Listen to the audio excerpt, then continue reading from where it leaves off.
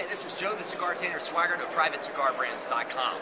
I'm here at the DeVos Place in Grand Rapids, Michigan, which is the home of the Grand Rapids International Auto Show.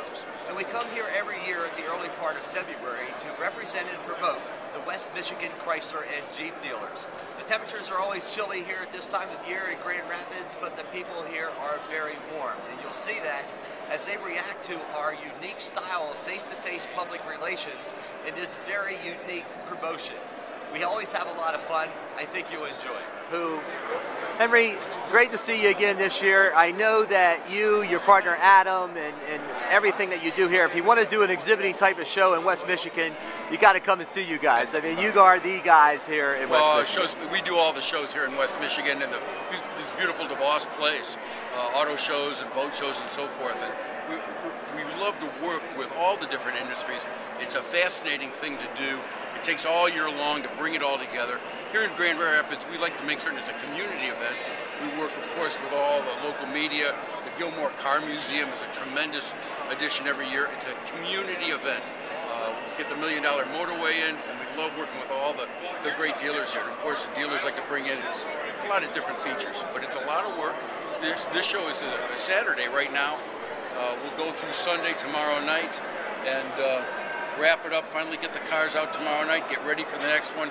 We'll take a little breather, enjoy a nice cigar, and salute the show. And what is it about now the people that they really come out as a community and really support this auto show? I mean, I know you do all those other industries, but isn't the auto show just like a little special happening here? Well, I can tell you, here in Grand Rapids, Michigan, when we started the auto show, people came to me after it was such a tremendous success right in the first year, and they said, did you do a marketing survey? Did you do a study on how it was going to be a success? And I said, yeah, it was Michigan and its cars. It's pretty simple. It works. It works. All right, the people definitely come out and support it. And we always appreciate your support here, of course, Henry, and we thank you very much for always coming by, seeing George and me, the cigar guys, and I know we can't really publicize them that much, but it's always a lot of fun. You know what? You make it very worthwhile. It's become a part of our tradition. We enjoy having you. All right, thanks, Henry. So you come into the auto show, and guess what you got? You got a lot of autos, okay? Well, we're here for the Jeep guys. We like those guys a lot. And right behind their display down there is the Chrysler display. So we are here representing the Chrysler and the Jeep dealers. And of course they got all their cars. You know, there's the PT Cruiser. They got the Town and Country.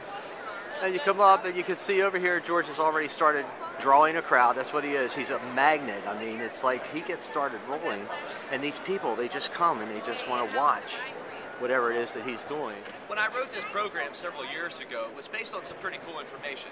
My degree is in Applied Behavioral Science from National Louis University, and I also have a certificate in mid-management from the Georgia Institute of Technology. I've been to a lot of seminars. I've had professional sales training at big companies like Bell South and GTE directories. And I put together something because I know that something very special happens when you're interacting with different groups of people. Now, when people come into the auto show, for example, they're inundated with information from all the other different companies. They're getting different information from GM, from Ford, and from everybody else as they walk around. And of course, there are auxiliary dealers around here. So, when they come to our station, they are filled in their minds with all of that different kinds of information. So what they get when they come here is something completely different. And you'll see here that actually George provides something very, very special. When people come here to this station, they just are mesmerized and captured by what is going on with the art of rolling. It is a true art. It is a true craft. And watching any craftsman work is really unique and interesting, especially in this day and age of high technology. George is a maestro cigar maker, and he just has all the tools and everything necessary to fascinate people with the art of rolling. So, we'll see what happens now. You judge for yourself to see if it's effective in terms of what we do for our client, in this case, the West Michigan Chrysler and Jeep dealers. Let's give them a shout out. They're pretty good guys, and they are sponsoring these $10 cigars, and each of them are going to get one at the end of the presentation. So let's hear it for our friends over at Chrysler and Jeep.